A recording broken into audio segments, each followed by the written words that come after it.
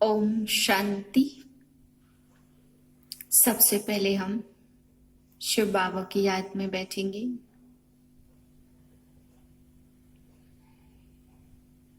चारों ओर से अपना ध्यान हटाकर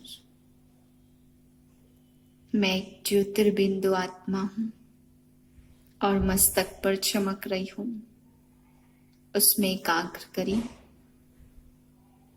मन को बिल्कुल शांत कर लें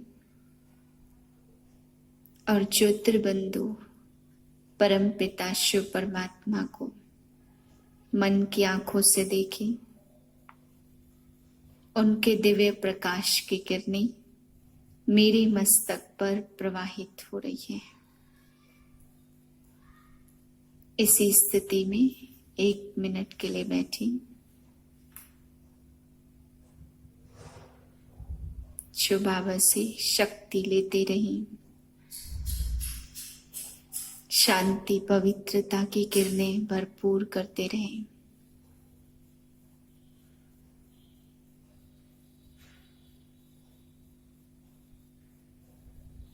चौदह 10/2020 के महावाक्य हैं।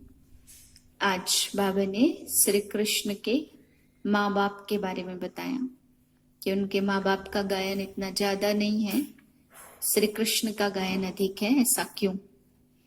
बाबा ने समझाया, बच्चे, श्री कृष्ण का जब जन्म होगा तो वो योग बल से होगा। बाकी उनके माता पिता कलयुग के ही हैं। उनका जन्म संपूर्ण सदगति में नहीं कहेंगे, उनका जन्म योग बल से नहीं कहेंगे। श्री कृष्ण संपूर्ण सदगति का पुरुषार्थ करते हैं और संपूर्ण सदगति का जन्म उनका है। और श्री कृष्ण ही संपूर्ण कर्मातीत अवस्था को प्राप्त करते हैं। संगम पर सबसे ऊंचा पुरुषार्थ उनका है, इसलिए इतना ऊंच पुरुषार्थ करने के कारण उनका नाम बाला होता है। मीठे बच्चे, संगम युग पर ही तुम्हें आत्माभिमानी बनने की मेहनत करनी पड़ती है। सतयुग अथवा कलयुग में यह मेहनत नहीं होती। प्रश्न है, श्री कृष्ण का नाम उनके माँ बाप से भी अधिक बाला है, क्यों?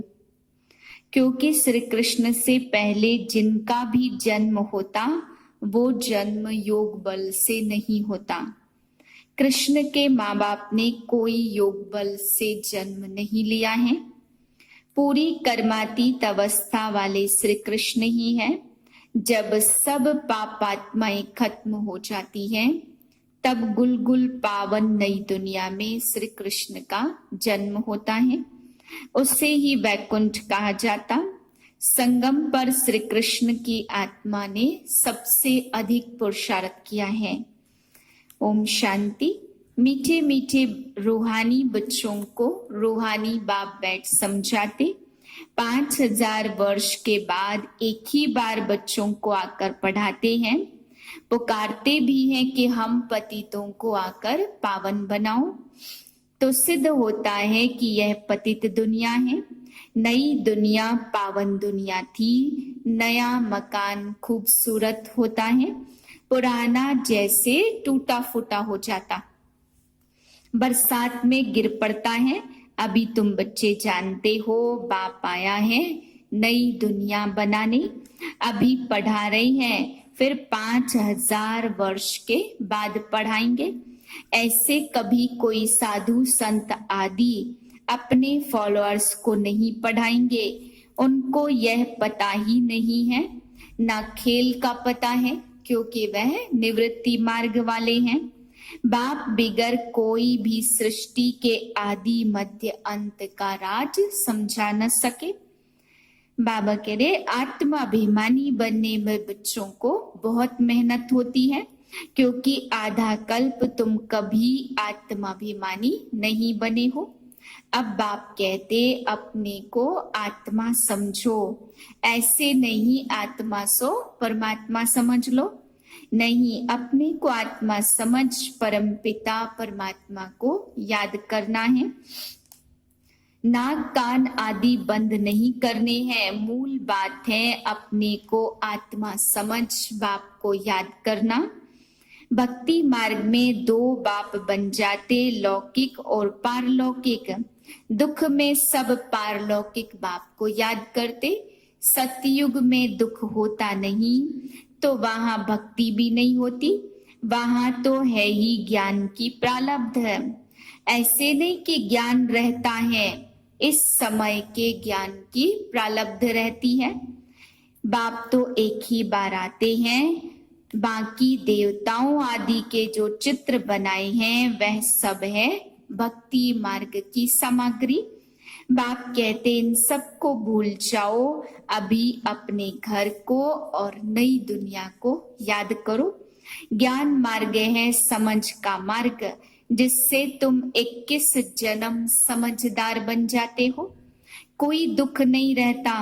सतयुग में कभी कोई ऐसे नहीं कहेंगे कि हमको शांति चाहिए। कहा जाता मांगने से मरना भला। बाप तुमको ऐसा साहूकार बना देते जो देवताओं को भगवान से कोई चीज मांगने की दरकार ही नहीं रहती। यहाँ तो दुआ मांगते, पोप आदि से दुआ लेने जाते। पोप कितनों की शादियां कराते हैं, बाबा तो यह काम नहीं करते। भक्ति मार्ग में जो पास्ट हो गया है सो अब हो रहा है, सो फिर से रिपीट होगा। दिन प्रतिदिन भारत कितना गिरता जाता है। तुम संगम युगी हो, पवित्र भोजन खाने वाले। देवताएं कभी प्याज आदि थोड़े खाते हैं। इन देवताओं को कहा जाता है निर्विकारी। भक्ति मार्ग में सब सतोत्तमो प्रधान बन गए हैं। अब बाप कहते सतो प्रधान बनो। आत्मा सो परमात्मा ऐसे ऐसे कह देते। बाप कहते ज्ञान सागर मैं ही हूँ। इन देवी देवता धर्म के जो होंगे वह आकर अपना वर्षा ले लेंगे। घर में जाकर शादियां आदि करते छीछी होते रहते हैं। तुम समझ जाएंगे यह इतना ऊंच पद पाने लायक नहीं है। तो समझाया जाता ऊंच पद पा नहीं सकते, यह राजाई स्थापन हो रही है। तो बाप कहते राजाओं का राजा तुमको बनाता हूं तो प्रजा जरूर बनानी पड़े। यह गीता के अक्षर हैं, इसको कहा जाता गीता का युग। ब्राह्मण ही फिर सूर्यवंशी चंद्रवंशी बनते। पीछे उस धर्म की आत्माएं आती रहती, धर्म की वृद्धि होती जाती। समझो कोई क्रिश्चियन है तो उन्हों का बीज रूप क्राइस्ट ठहरा। तुम्हारा बीज रूप कौन है? बाप। क्योंकि बाप ही आकर स्वर्ग की स्थापना करते ब्रह्मा द्वारा। देवताओं को और शूद्रों को कोई मेहनत नहीं करनी पड़ती। मेहनत करनी है ब्राह्मणों को देवता बनने के लिए। बाप आते ही संगम पर है। यह छोटा युग है। अभी तुम्हारी आत्मा अच्छे कर्म सीख रही है। आत्मा ही अच्छे व बुरे संस्कार ले जाती। अभी तुम गुलगुल फूल बनकर अच्छे घर में जन्म लेते रहेंगे। यहाँ तो जो अच्छा पुरुषार्थ करते हैं तो जरूर अच्छे कुल में जन्म लेते होंगे। नंबरवार तो है ना, जैसे जैसे कर्म करते ऐसे ऐसा जन्म लेते हैं। जब बुरे कर्म करने वाले बिल्कुल खत्म हो जाते तब फिर स्वर्ग स्थापन हो जाता छांट छूट होकर। तमो प्रधान जो भी है वह सब खत्म हो जाते, फिर नए देवताओं का आना शुरू होता है। जब भ्रष्टाचारी सब खत्म हो जाते तब कृष्ण का जन्म होता। तब तक बदली सदली होती रहती है। जब कोई छीछी नहीं रहेगा तब कृष्ण आएगा। तब तक तुम आते जाते रहेंगे। कृष्ण को रिसीव करने वाले माँ बाप भी पहले से ही चाहिए ना। फिर सब अच्छे अच्छे रहेंगे, बाकी चले जाएंगे, तब ही उनको स्वर्ग कहा जाएगा। तुम कृष्ण को रिसीव करने वाले रहेंगे। भल तुम्हारा छीछी जन्म होगा क्योंकि रावण राज्य है ना। शुद्ध जन्म तो हो न सके, गुलगुल जन्म कृष्ण का पहले पहले होता। उनके बाद नई दुनिया वैकुंठ कहा जाता। कृष्ण बिल्कुल नई दुनिया में आएंगे, रावण संप्रदाय बिल्कुल खत्म हो जाएगी। कृष्ण का नाम उनके माँ बाप से भी बहुत बाला है। कृष्ण के माँ बाप का इतना नाम बाला नहीं है। पूरी कर्मातीत अवस्था वाले श्री कृष्ण ही हैं। तुम किसको भी समझा सकते हो, हम यह बनने के लिए पढ़ रहे हैं। विश्व में इनका राज्य स्थापन हो रहा है। हमारे लिए तो नई दुनिया चाहिए। अभी तुमको दैवी संप्रदाय नहीं कहेंगे, तुम हो ब्राह्मण संप्रदाय, देवता बनने वाले। दैवी संप्रदाय बन जाएंगे, फिर तुम्हारी आत्मा और शरीर दोनों स्वच्छ होंगे। अभी तुम संगम युगी पुरुषोत्तम बनने वाले हो, तो यह सारी मेहनत की बात है। याद से विक्रमाजीत बनना है। तुम खुद कहते हो याद घड़ी घड़ी भूल जाती है। बाबा पिकनिक पर बैठते तो बाबा को ख्याल चलता, हम याद में नहीं रहेंगे तो बाबा क्या कहेंगे। इसलिए बाबा कहते तुम याद में बैठकर पिकनिक करो। कर्म करते माशुक को याद करते रहो, पवित्रता मुख्य है। अगर आप पवित्र बन जाते तो सारा ज्ञान बह जाता है। बाप तो अच्छी अच्छी बातें समझाते, और जो भी सत्संग आदि है वह सब है भक्ति मार्ग के। बाबा ने समझाया भक्ति वास्तव में प्रवृत्ति मार्ग वालों को ही करनी है। तुम्हारी में तो कितनी ताकत रहती, घर बैठे तुमको सुख मिल जाता।